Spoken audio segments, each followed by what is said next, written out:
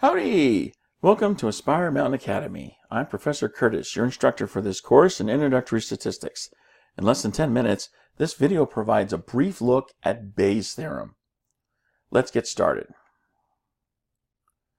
So, your textbook author introduces the idea of confusion of the inverse and then uses that as a segue into Bayes' theorem, which is also known as Bayes' rule.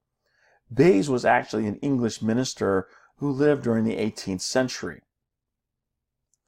You can see a picture of him that we think is Bayes. We don't really know because his portrait was never taken and there's not a whole lot of information left about him.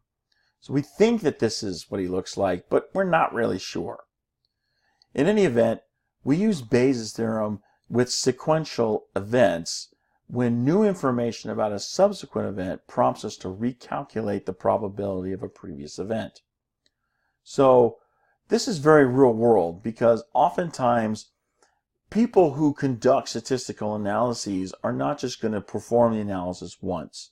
What they'll do is they'll collect the data they need to perform their analysis, and then they'll store that data in a database, and the database is continually being updated with new data. So every so often, they'll rerun the analysis they did before with the updated information and then publish an updated report or document that's giving the results of their updated analysis. So in order to use Bayes' theorem, what we need to do is distinguish between prior probability and posterior probability. A prior probability is simply the original probability value before you obtain any new information.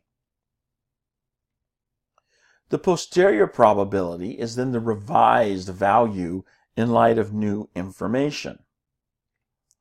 Mathematically speaking, here's how Bayes' theorem is usually expressed. And it's kind of an interesting expression because if you evaluate the numerator here in your fraction, you're going to find that this just evaluates to the probability of A and B occurring together, which then makes this whole expression just another form of conditional probability.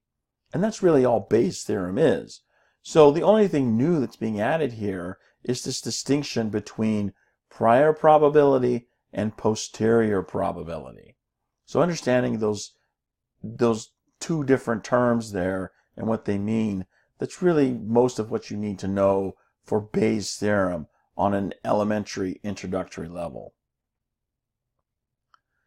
Let's look at a problem that illustrates that difference. So here we have a study of the response physicians give to patients regarding a cancer diagnosis.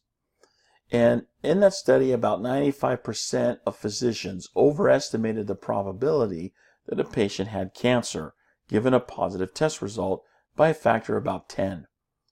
That means if you had a positive test result, then the physician was overestimating, 95% of physicians were overestimating the probability that you had cancer by about 10 times what it really is. And so what that really translates to is that many patients were needlessly distressed with information that was incorrect and negative. It was like the diagnosis of cancer for many people is like the end of the world. They break down, they don't know what to do. And so there's a huge problem here if you're overestimating it. And especially if 95% of the physicians are overestimating it, that's a huge problem. So here we have a table containing results for 1,000 patients that were based on that study that was conducted. And the question we're asked is, what is the probability a patient actually has cancer? Well, we know how to run this, or at least by this point we should know how to run this. The probability is just the part over the whole. So we take the part of the people who have cancer, that's this entire row here, so we add the 8 and the 2, and then the whole, of course, is everyone all together. So that gives us 10 over 1,000, which is 1%. Now the next question we're asked is, what is the probability that a patient has cancer given a positive test result?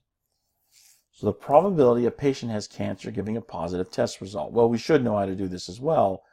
The probability that a patient has cancer given a positive test result is the probability of both of those elements occurring together divided by the probability of this second last element that you test positive.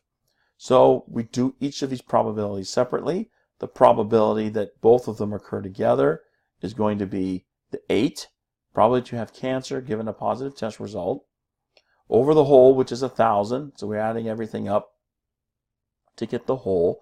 And then down here at the bottom, the probability that you have a positive test result is going to be this entire column. So we're adding the 8 and the 99 together. That's our part, divided by the whole, which is 1,000. The wholes cancel out, leaving us 8 over 107.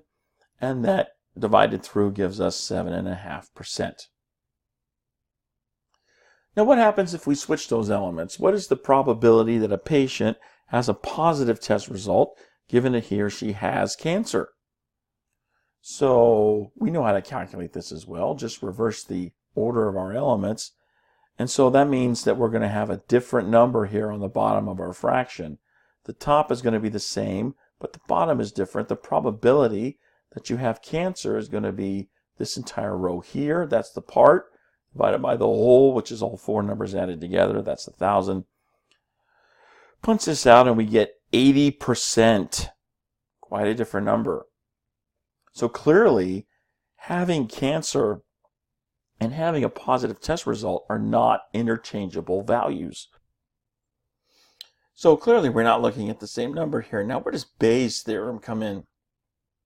Remember, Bayes' theorem is just looking at the difference between prior probability and posterior probability. So the prior probability is going to be here, the probability we calculated initially. The posterior probability is then going to be this first conditional probability that we calculated here. So at this point, all you can really do with Bayes' theorem is just understand the difference between prior and posterior probabilities. Beyond that, using Bayes' theorem requires a lot of higher level math that is well beyond the scope of this course. So all you really need to know about Bayes' theorem is the difference between prior and posterior probabilities. And that brings us to the end of this mini lecture. I hope you found it helpful. You can find more mini lectures for this and other courses at AspireMountainAcademy.com. Thanks for watching. I'll see you in the next video.